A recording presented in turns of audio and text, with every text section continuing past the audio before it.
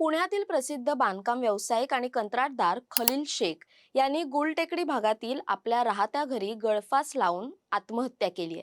ही आत्महत्या केवळ एक वैयक्तिक नैराश्याची घटना नसून यामागे करोडो रुपयांचे रखडलेले गृहप्रकल्प, वक्फ बोर्डाच्या जमिनीचा वाद, बँकेचे कर्ज आणि थेट पुण्याचे माजी आमदार असलेले रवींद्र धंगेकर यांच्यासह अनेक बड्या व्यक्तींची नावं समोर आल्यामुळे या प्रकरणाला आता गंभीर राजकीय वळण लागले।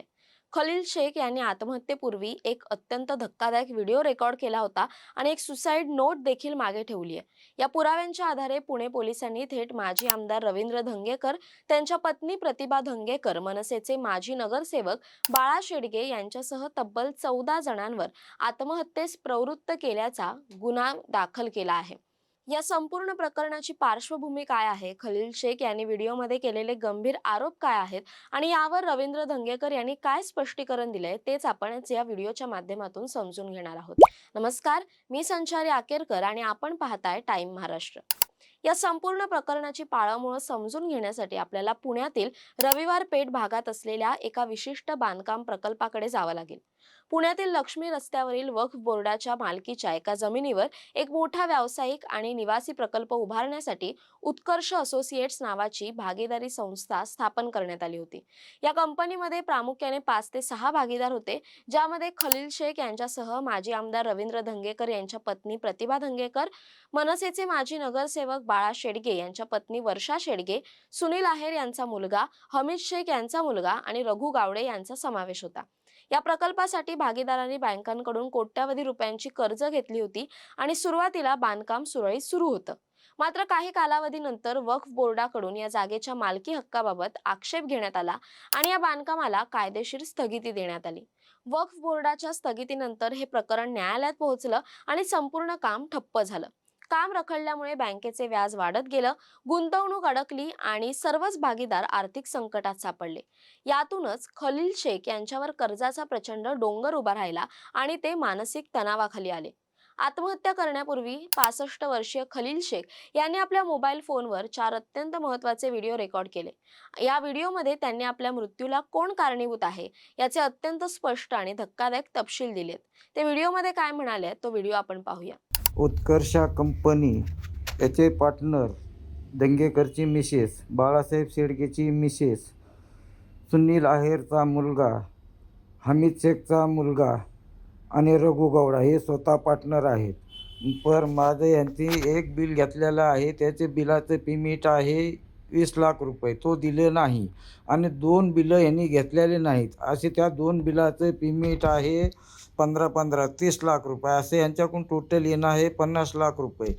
मी 3 वर्षानं ह्या 50 लाखाचं 4% याज भरत आहे, पर हा बाळासाहेब शेडगे पेमेंट देत नाही, दादागिरी आणि भाईगिरी करत आहे। जेव्हा मी पैसे मागतोय तर पैसे देत नाही, बघू काय करायचं। तर 30 लाखाचं बिल घेतलेलं नाही, 20 लाखाचं बिल घेतलेलं आहे, असे टोटल 50 लाख रुपये आणि माझा माल 30 ते 40 लाखाचा माल ठेवून घेतलेला आहे। तरी पण हा दादागिरी भाईगिरी करते, जेव्हा येतील तेव्हा बघू। आणि यांच्या पार्टनरला विचारलं, सुनील आहेर विचारलं, तो म्हणते बाळासाहेब शेडगेकडे जावा, अमित शेखला विचारलं, म्हणते बाळासाहेब शेडगेकडे जावा। ह्याच्यात रवी धंगेकर लक्ष घालीत नाही किंवा तो रघु गौडा लक्ष घालीत नाही। सगळ्यात मेन जड आहे तो आहे बाळासाहेब शेडगे। माझं घर रोडवर आणलेलं आहे आणि 4 वर्ष झालं मी 50 लाखाचं याज भरत आहे आणि आत्महत्या करण्याला तुम्ही 4 जण पार्टनर, तुम्ही स्वतः सुनील साहेब, केदारी साहेब, बाळासाहेब शेडगे ही सगळे आहेत ना जबाबदार आहेत। राजन शेट्टी हे जबाबदार आहेत माझ्या आत्महत्या करण्याला।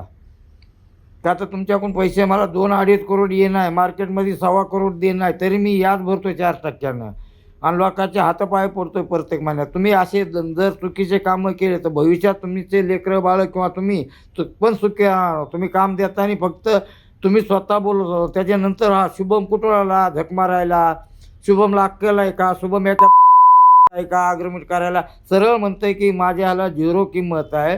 तर मी इतक्या दिवसांनी कंपनी चालवतोय, मी काय कंपनी चालवतोय का? तर त्याच्याला तुम्हाला TNT वाले म्हणलं तुमच्या कागदाला 0 किंमत आहे, तर काय करता तुम्ही? हा म्हणतोय तुमच्या ह्याला 0 किंमत आहे। माझं जो पेमेंट निघतंय मी मेल्याच्या नंतर मी आत्महत्या करतोय ना तर तुमच्या सगळ्याचे नावं घालून करतोय आणि ह्याचे जिम्मेदार तुम्ही सगळेजण असतात का तर तुमच्याकडे पेमेंट निघत आहे. माझे पेमेंट थांबू तुम्ही माझ्या लेकराबाळाला जाणून बुजून त्रास द्यायला लागला. धन्यवाद. माझं राहिलेलं पेमेंट द्यायचा प्रयत्न करावा.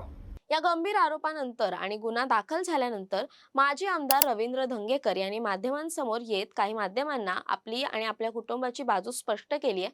धंगेकर यांनी खलील शेख यांच्या आत्महत्येबद्दल तीव्र दुःख व्यक्त करताना म्हटलंय की ही घटना अत्यंत दुर्दैवी आहे, परंतु या परिस्थितीशी किंवा आत्महत्येशी आपला थेट काहीही संबंध नाही. त्यांनी स्पष्ट केलंय की वक्फ बोर्डाचे पत्र आल्यानंतर आणि प्रकल्पाचं काम थांबवल्यानंतर सर्वच भागीदार प्रचंड मोठ्या आर्थिक अडचणीत आले होते. इतकंच नव्हे तर आपण स्वतः संबंधित अधिकाऱ्यांना सांगितलं होतं की अशा एकतर्फी कारवाईमुळे अनेक लोक देशोधडीला लागतील आणि कदाचित कोणाला आत्महत्या करावी लागेल. धंगेकर यांनी असा दावा केला की त्यांच्या पत्नीने 2025 मध्येच या कंपनीतून राजीनामा देऊन त्या बाहेर पडल्या होत्या आणि ते या कंपनीचे कोणतेही दैनंदिन आर्थिक व्यवहार सांभाळत नव्हते. खलील शेख यांनी व्हिडिओमध्ये उल्लेख केलेल्या कोणत्याही 15 कोटी किंवा मोठ्या आर्थिक दाव्याचा आणि धंगेकर कुटुंबाचा संबंध नाही. हा प्रकल्प रखडल्यामुळे सर्वच भागीदार उद्ध्वस्त झाले असून आम्ही या प्रकरणात पूर्णपणे निर्दोष आहोत आणि न्यायालयासमोर आमची कायदेशीर बाजू भक्कमपणे मांडू असा विश्वास रवींद्र धंगेकर यांनी व्यक्त केला. खलील शेख यांच्या मृत्यूनंतर त्यांच्या पत्नी सुलताना शेख यांनी पुण्याच्या स्वारगेट पोलीस ठाण्यात दिलेल्या फिर्यादीवरून आता गुन्हा दाखल करण्यात आला आहे. पोलिसांनी भारतीय न्याय संहितेच्या कलम 108 आत्महत्येस प्रवृत्त करणे, 316(2), 351(2), 352 आणि 3(5) अंतर्गत माजी आमदार रवींद्र धंगेकर, प्रतिभा धंगेकर, बाळा शेडगे, वर्षा शेडगे, विशाल केदारी, सुनील अय्यर, सुनील बोरा, राजन सेटिया यांच्यासह एकूण 14 जणांवर गुन्हा दाखल केला आहे. स्वारगेट पोलीस ठाण्याचे वरिष्ठ पोलीस निरीक्षक यशवंत निकम यांच्या मार्गदर्शनाखाली पोलीस पथक आता खलील शेख यांनी मृत्यूपूर्वी रेकॉर्ड केलेले व्हिडिओ आणि सुसाईड नोटची फॉरेन्सिक तपासणी करतायत. पुण्याचे एक ज्येष्ठ नेते या प्रकरणात अडकल्यामुळे या प्रकरणाचा तपास अतिशय संवेदनशील बनलाय. या प्रकरणातील पुढील कायदेशीर घडामोडींकडे आणि पोलिसांच्या तपासाकडे आता संपूर्ण महाराष्ट्राचं लक्ष लागून राहिलंय. दरम्यान या सर्व प्रकरणाबद्दल तुमचं काय मत आहे कमेंट करून नक्की कळवा. तसेच अशा नवनवीन व्हिडिओसाठी टाइम महाराष्ट्राला सबस्क्राईब करा. धन्यवाद.